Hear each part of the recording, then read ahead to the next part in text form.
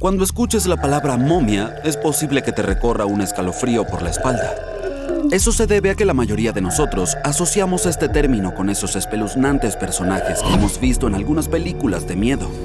Pero la realidad es que las momias nos han ayudado a entender muchas cosas sobre las civilizaciones antiguas, sus gobernantes y sobre cómo la gente afrontaba la pérdida de sus seres queridos. El pueblo más famoso en todo el mundo por sus momias es el de los antiguos egipcios. Ellos creían que era posible algún tipo de existencia después de fallecer si se cumplían ciertas condiciones. Por eso insistían en preservar el cuerpo humano mediante el proceso de momificación y colocar la momia en una tumba amueblada. Algo así como darle un apartamento propio en pleno funcionamiento. ¿Por qué creían en esto? Bueno, porque estaban profundamente conectados con su entorno natural en su mayor parte.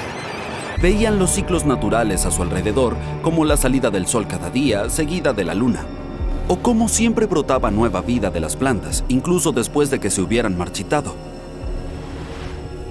También creían que el poderoso espíritu Osiris, que representa el ciclo de la muerte y la resurrección, desempeñaba un papel en este proceso. Para prepararse para la próxima vida, los antiguos egipcios seguían ciertos rituales, como la momificación, que consistía en utilizar materiales como miel, resinas e incienso para preservar el cuerpo.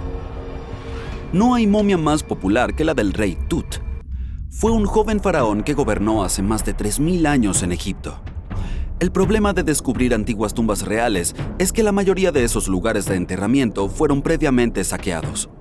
La gente sabía que los antiguos gobernantes se habían quedado con muchas pertenencias valiosas, por lo que esos sitios se volvieron vulnerables a los ladrones. Cuando se abrió la tumba del rey Tut en 1922, la gente se entusiasmó porque no había sido robada como muchas otras tumbas reales descubiertas anteriormente. Así de bien escondida estaba. En su interior, su momia estaba encapsulada en un total de 3 ataúdes, incluido uno de oro.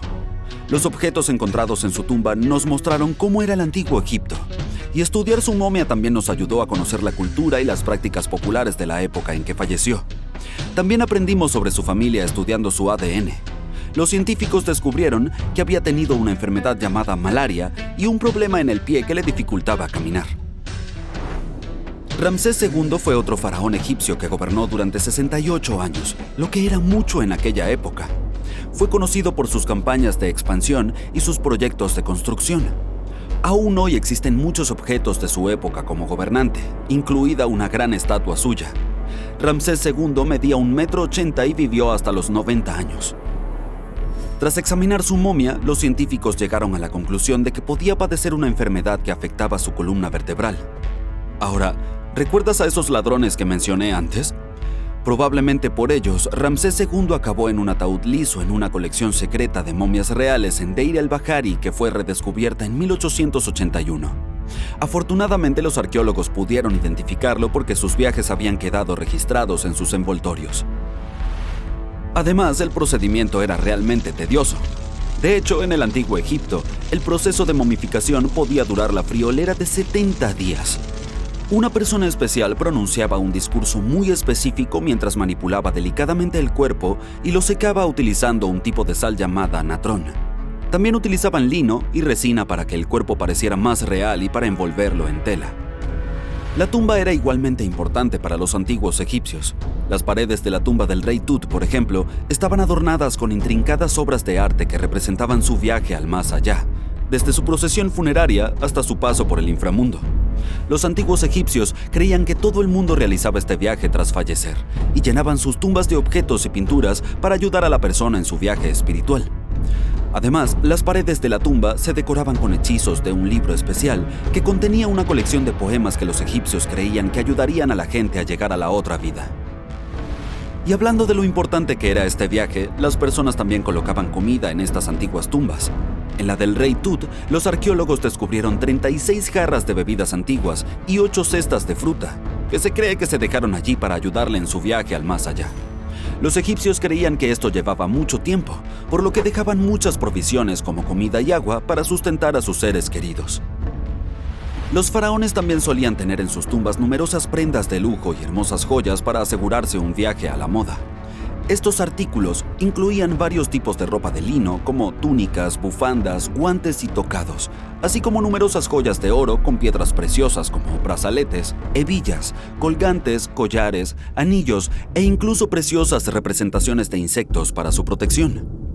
Algunos también eran depositados con abanicos de marfil y plumas de avestruz para mantenerse frescos en la otra vida. Ciertos gobernantes de la antigüedad incluso fueron colocados en sus apartamentos eternos junto con barcos.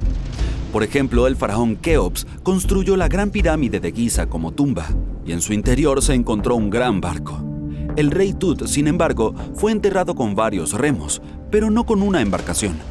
En su lugar tenía 3 carros y numerosos bastones hechos de materiales preciosos, lo que quizá indicaba que prefería viajar al más allá por tierra, no por agua.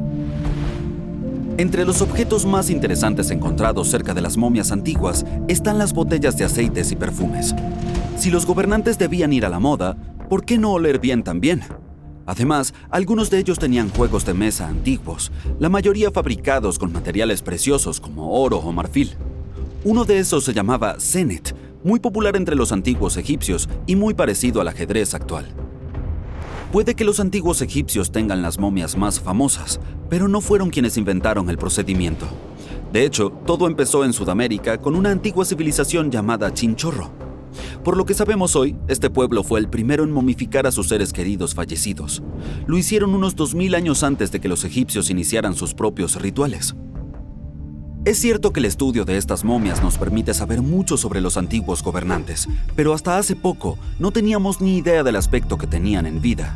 Sin embargo, no hace mucho, unos arqueólogos que estudiaban objetos del antiguo Egipto encontraron unas obras muy especiales. Estos retratos de momias son pinturas muy detalladas de individuos que se realizaron mientras aún estaban vivos. A menudo se pintaban sobre madera, a diferencia de los retratos clásicos que todos conocemos pintados sobre lienzo.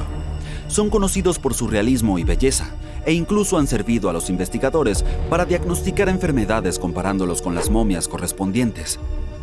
Algunas de estas obras también incluyen representaciones de joyas que posteriormente se encontraron en las momias. El reciente descubrimiento de estos retratos de momias en Egipto Central es significativo, ya que es la primera vez en más de un siglo que se hallan pinturas de este tipo. Las momias también aparecieron en todo el mundo de forma natural. La momificación puede producirse sin intervención humana, debido a condiciones naturales como ambientes extremadamente fríos o calurosos, lugares con falta de oxígeno o exposición accidental a sustancias químicas que preservan el cuerpo. Esto no permite el crecimiento de bacterias, por lo que el cuerpo permanece más o menos intacto. El famoso Otzi es una de estas momias. Hoy sabemos que fue un hombre que vivió hace unos 5000 años en Europa. Tras su descubrimiento en los Alpes en 1991, las autoridades austríacas creyeron en un principio que se trataba de un alpinista moderno por lo bien conservado que estaba el cuerpo. Sin embargo, tras extraerlo del glaciar, se determinó que en realidad pertenecía a la edad del cobre.